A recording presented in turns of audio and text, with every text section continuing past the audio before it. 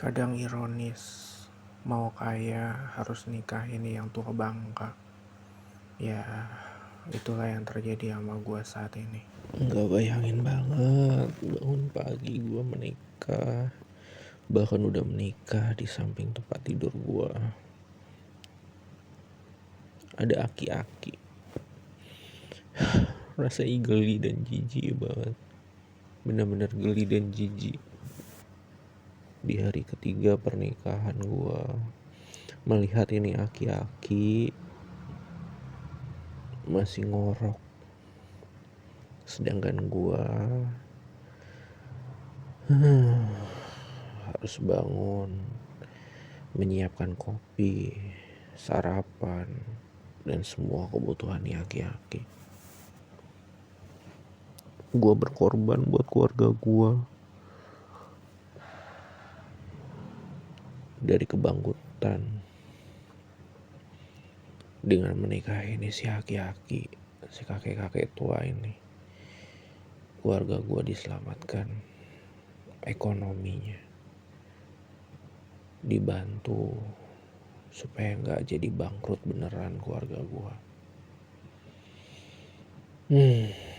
Dari kecil gue tumbuh sangat nurut, taat dan patuh kepada kedua orang tua gue. Dilahirkan sebagai anak perempuan yang tidak pernah mengungkapkan rasa keinginannya menjadi apa, pergi kemana, dengan siapa. Semuanya udah diatur sama orang tua gue. Harus sekolah di mana, berteman dengan siapa, jalan dengan siapa, pulang jam berapa, bahkan pada akhirnya gue menikah dengan siapa. Tidak pernah bertanya gue ingin apa, tapi gue harus memenuhi semua keinginan dan ekspektasi keluarga kedua orang tua gue. Mereka menganggap gue pantas mendapatkannya. Gue pantas melakukan tanggung jawab suci dan sakral ini. Bahkan untuk sekedar menyayangi dan mengenal lawan jenis yang gue suka pun, gue tidak berani mengambil keputusan itu. Ketika ada cowok yang mendekati gue, bener-bener tipikal gue dan idaman gue. Tapi ketika orang tua gue melarangnya, bukan gak berani melawan, tapi berusaha backstreet diam-diam. Tapi pada akhirnya rasa keinginan taat dan patuh gue kepada kedua orang tua gue dan keluarga gue mengalahkan rasa sayang dan cinta gue kepada cowok itu. Benar-benar bagian neraka. Apalagi ketika malam menjelang tidur, si aki-aki tua bangka ini benar-benar kehilangan arah dan tujuan. Dia benar-benar gak pernah mau ngerasa rugi menikahi gue. Dia gak pernah mau merasa menyesal telah mengeluarkan uang yang sangat banyak untuk membantu keluarga gue. Jadi dia akan menghabiskan waktu sepanjang malam sampai subuh dan pagi sama gue. Gue harus melayani dia, membuat dia senang, membuat dia happy. Padahal burung kecilnya aja gak pernah bisa berdiri dengan tegak.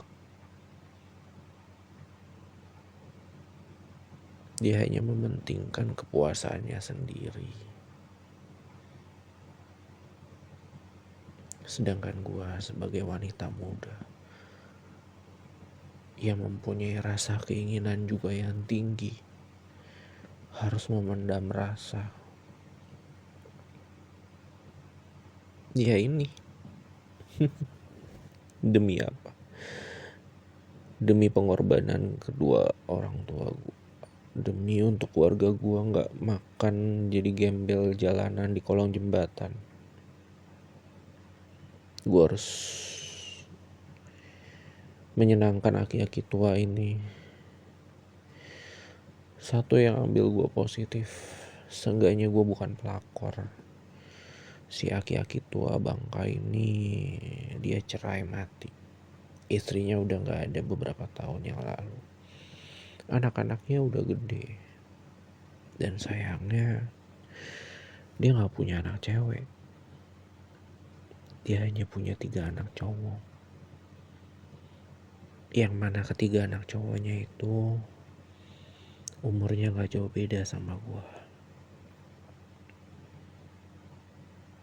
Kadang gue ngerasa menjadi sangat liar. Menjadi wanita yang terlihat dari luar sangat anggun, tetapi di dalam benar-benar hilang kendali, hilang arah, menjadi sangat liar. Sempat terpikirkan dan tergoda ketika satu waktu gue melihat anak tiri gue. Ya, anak tiri. Tapi dia seumuran sama gue, gak beda jauh umurnya sama gue. Sedikit lebih tua dari gue. Sangat menarik untuk ukuran lawan jenis. Dibandingkan dengan bapaknya yang udah aki-aki tua bangka. Hampir aja itu kejadian. Iya, benar-benar hampir kejadian gue melakukan dengan anak tiri gue. Dan anak tiri gue itu entah kenapa dia malah menikmatinya. Gue gak tahu ke depannya harus kayak gimana. Setidaknya gue harus menyenangi, memuaskan, menghormati suami gue yang tua bangka, yang mana itu adalah bapaknya.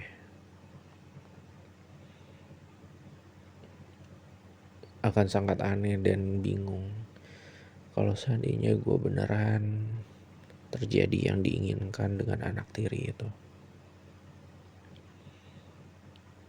Akan jadi berita seperti apa nanti di media sosial.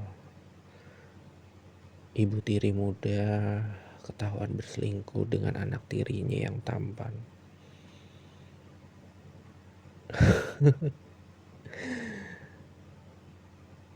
Gue menangis.